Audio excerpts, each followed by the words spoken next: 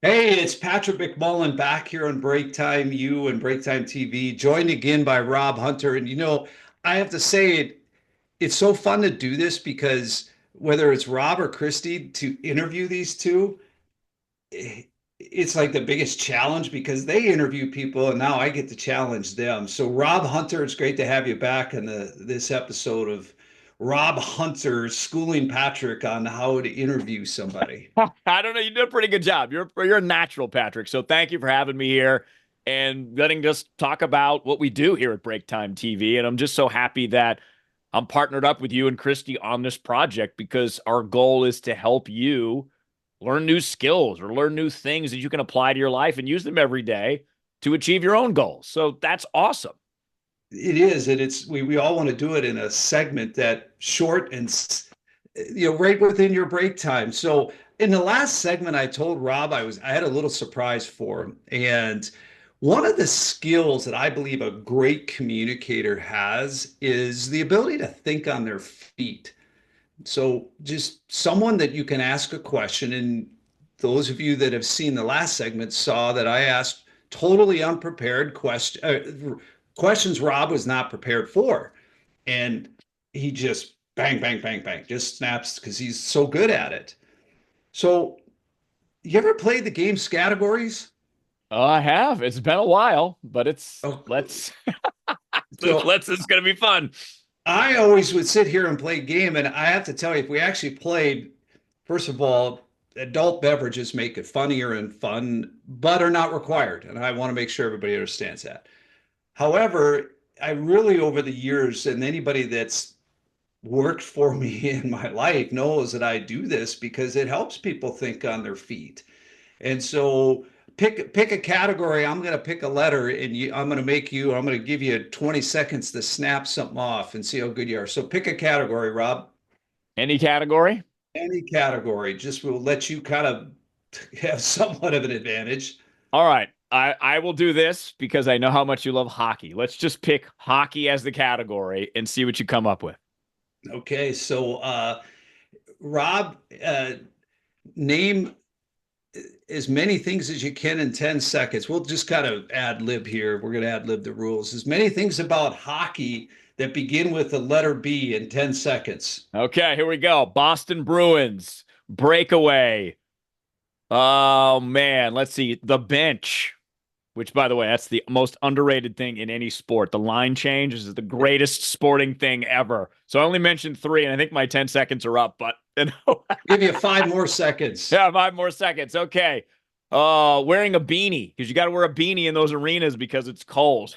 And I'm going to throw one more at you. And I began it with a B because you and I were chatting before we got on today about Biz. My good, Bizinet and he was giving some people a business up in those guys were too intelligent picking on a brawler, another B. Exactly. That's another good B. Bissonette the brawler. Someone tried to brawl with him and learned the lesson the hard way of why you don't fight with a hockey fighter. Bizinet engaged some boneheads that they got the business, and they were going to be. You talk about riding a bench and having eating bail. So yeah, that was not real smart by those characters. So folks, Rob, I'm even going to ask you, why do you think I like to play categories and make people think on their feet? It's such an important communication skill to be able to adapt to what's coming your way. So in my radio background, we learned this skill during breaking news. So when the news would break, we weren't sure what the information would be coming in. So you have to filter things out, gather things, and take that public responsibility very seriously. So in the real world, in a meeting, what if your CEO calls on you and asks you some data or asks you a question about the division that you're in and you don't have an answer? Well, you got to think on your feet because here's an opportunity for you to impress the boss, the CEO, or whoever you might be talking to, your spouse. You're on a date, you're hanging out, and you're a member of the opposite sex, same sex, whatever. They're throwing something at you and you don't know what to do. You have an opportunity there if you can think on your feet and adapt to impress that person that you're sitting across. I found it. I want everybody to think about and just kind of rehearse what Rob and how he just answered that. That's a great question, Patrick. let me go through this for you. What were you doing there? You're clearing out, as we said, the clutter. You're buying yourself time so that you can articulate a great answer. And I see more people that lose credibility because of the silent pauses, the ahs, the ums, they stammer, when if they just took a deep breath. That's a great question, because you're coaching medically, you're coaching yourself to calm down. Secondly, it just gives you the time that, as you said, clarity. And that's a gift that you bring, and it's so clear when you watch that. Who taught you that? How long did it take for you to master that? And what would you coach someone like me or somebody that's got a big presentation or even just an important meeting with their boss, no matter what they do, whether they're working in a production facility and they're coming to a meeting how to improve a process, to it's one of the biggest deals in negotiating in your life. Where did you learn it? Where did you get coached? What would you tell that person? So I'll start with where I learned it. I learned it by practice. I did it every day. I've did the numbers recently, the number of thousands of hours I spent on the air doing live presentations where a number of things could go wrong. And there were scripted conversations too that I had, or scripted programs that I wrote. So learning between the ad-libbing, the preparation, and the writing, and combining those skills, how I got better at it is I had some good coaches along the way. In radio, the person that runs a radio station is called your program director. And they're the ones that often give you the feedback. They make you sit down in their office and they play you a segment of your own radio show. And you have to listen to your own voice and you have to watch your boss's facial expressions and what is it they're going to say. But you have to get good at getting negative feedback, critical feedback. If it's done well, it helps you get better. One piece of feedback I got from my boss, Aaron, was to get quicker and clearer. Get your message out. He called it the Mike Tyson principle. You come out swinging, especially on a radio station, right? You're trying to capture people's attention.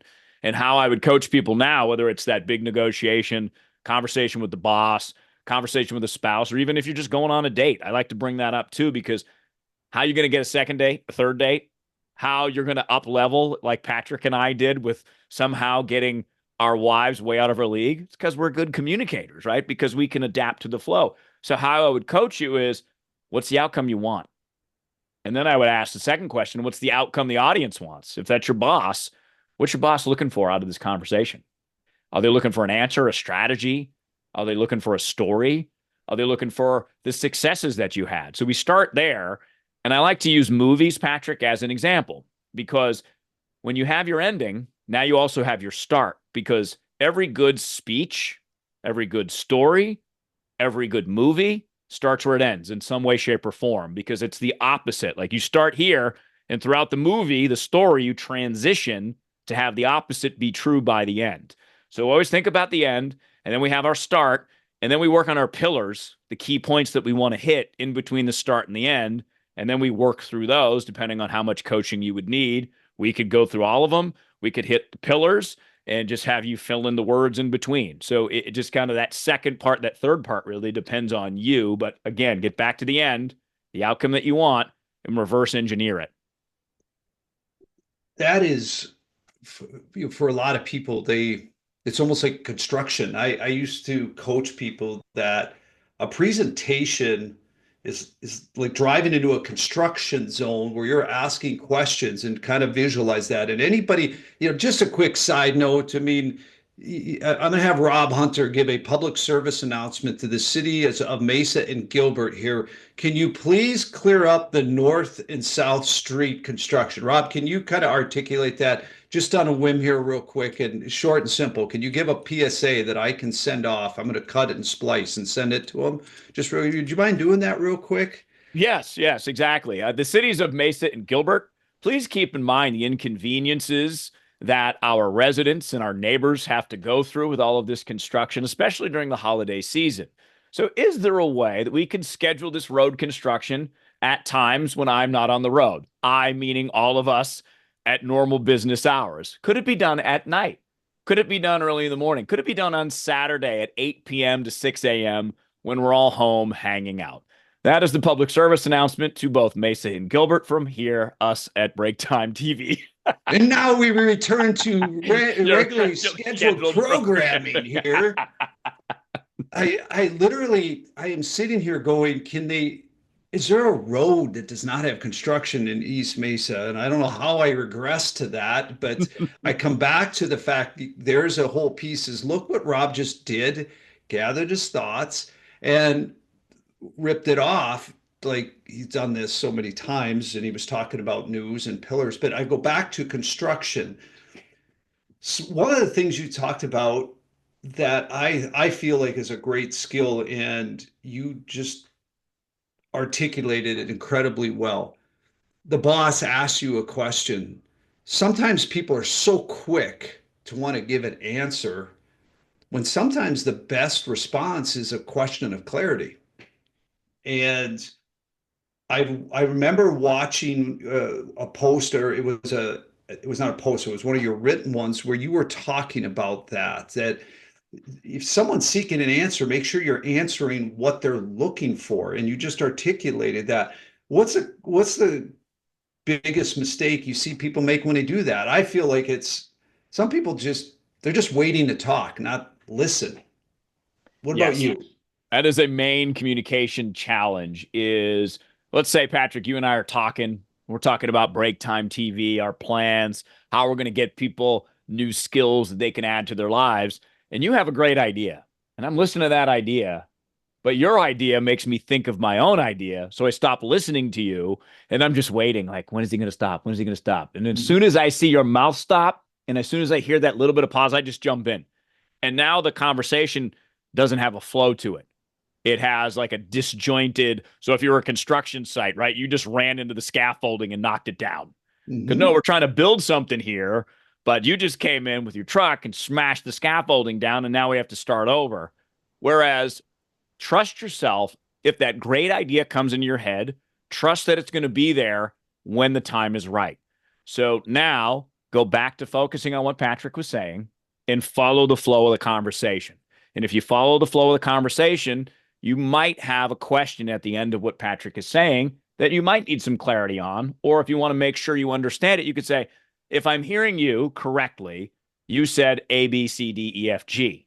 And then Patrick can go, yes, but no F. I didn't say F. So boom. Now we're having a conversation because now I'm digging into what Patrick is really expressing and I'm making sure that I really understand it before I contribute.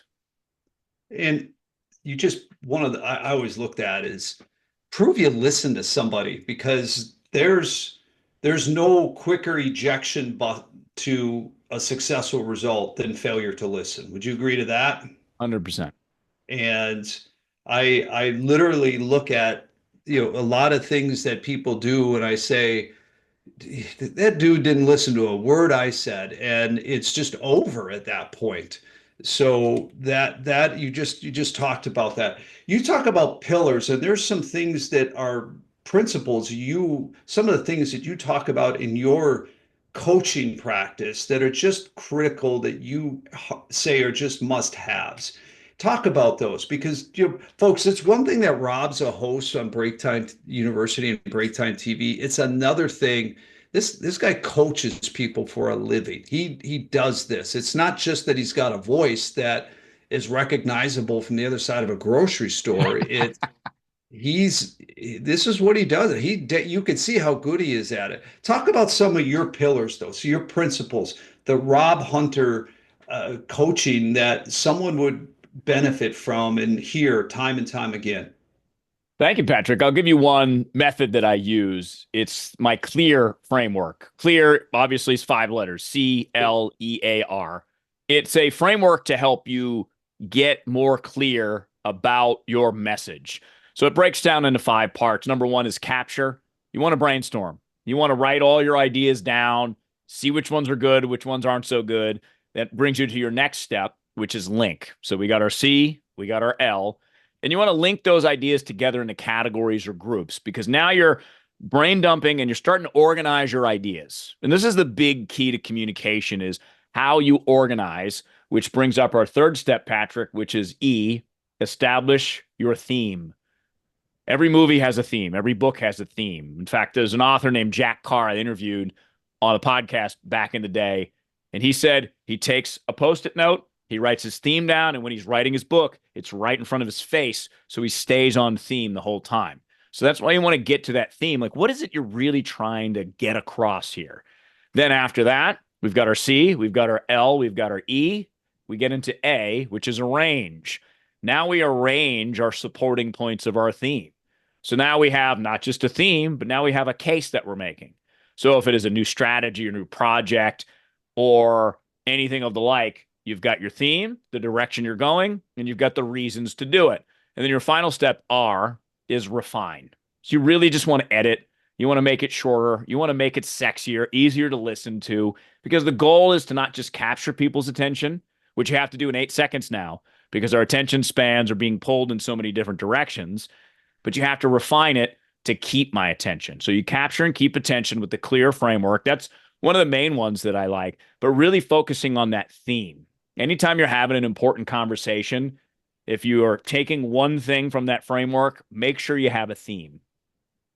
So we were chatting earlier about silent pauses, and you just talked about your clear method and capturing, linking things together. And when you look at people, where I often see people struggle and they fill it with those silent pauses, the ahs, the ums, the ahs, you knows.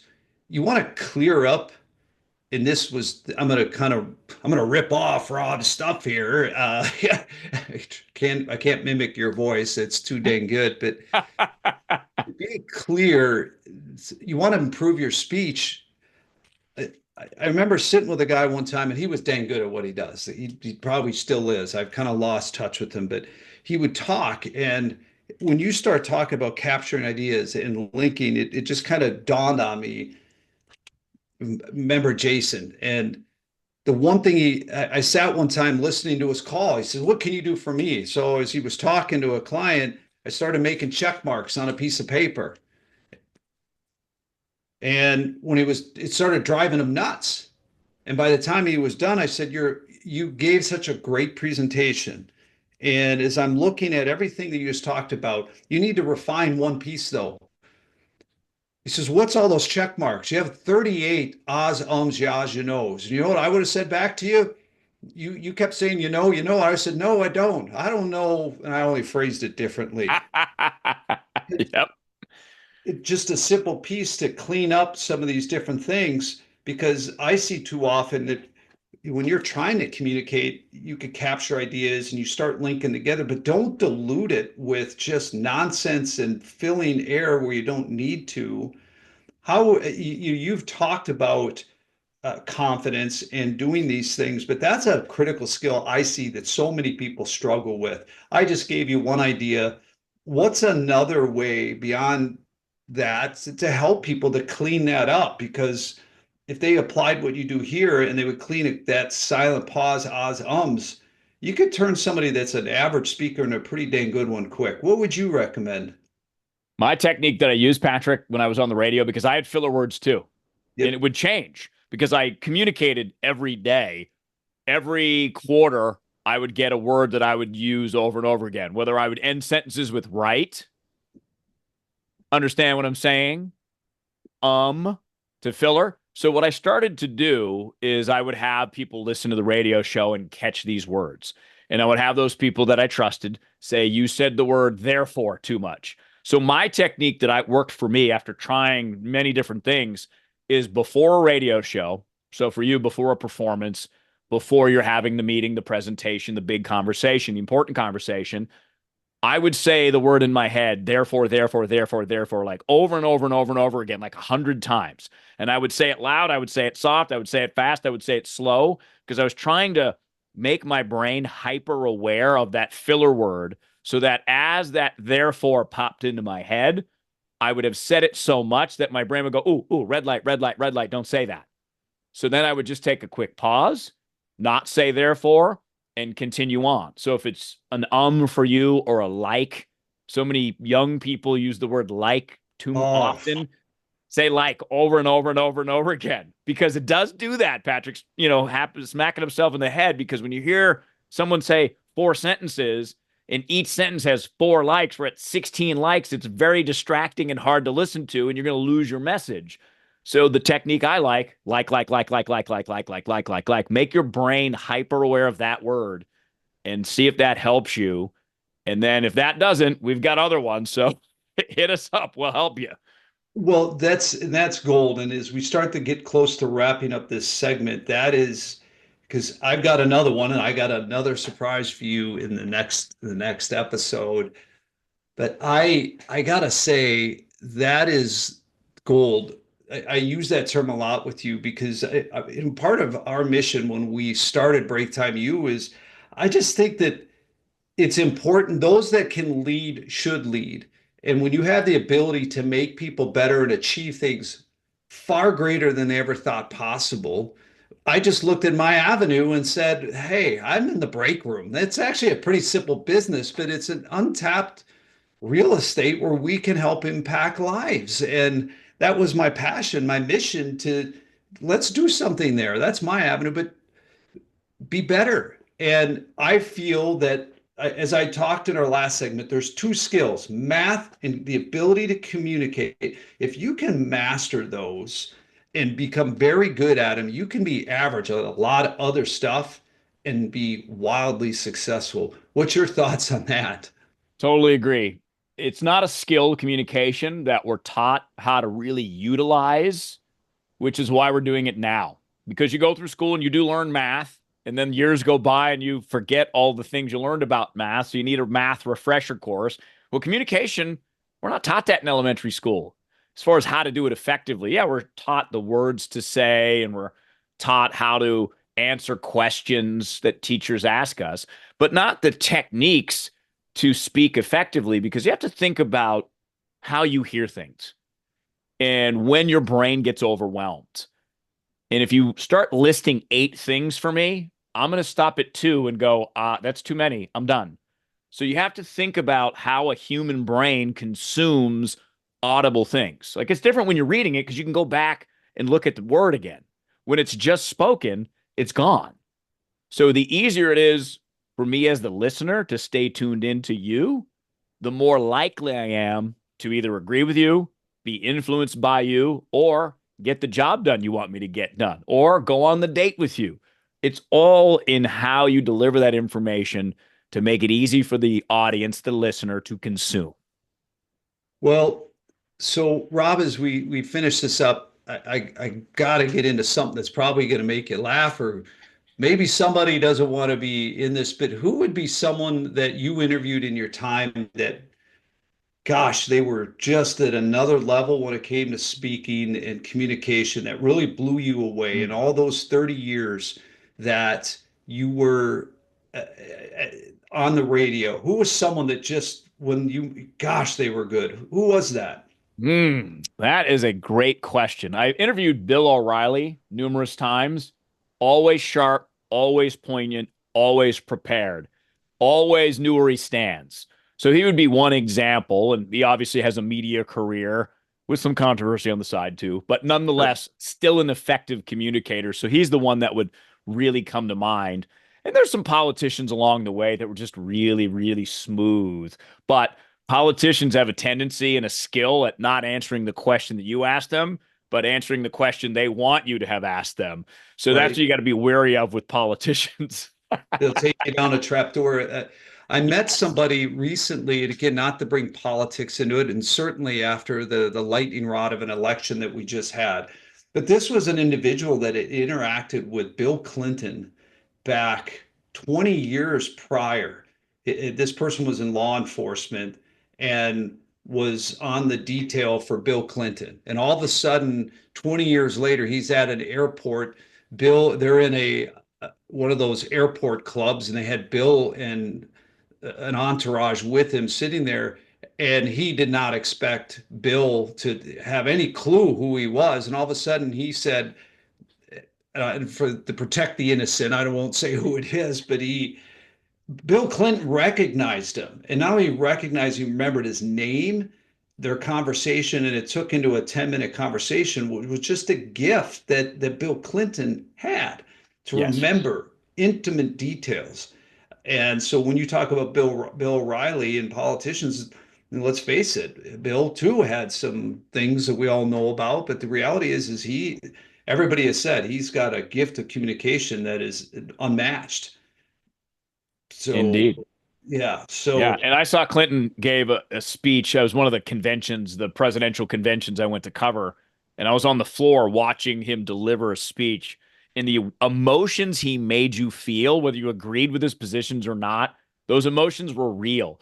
That is also effective is can you get an emotional reaction out of someone? And Bill Clinton's phenomenal at that. And even if you think about, again, if you want to use another one, Barack Obama's speech in 2004, when it really popped for him, he became president because of his speech. Like that's how important your word choice and your communication and ability to get your message across is.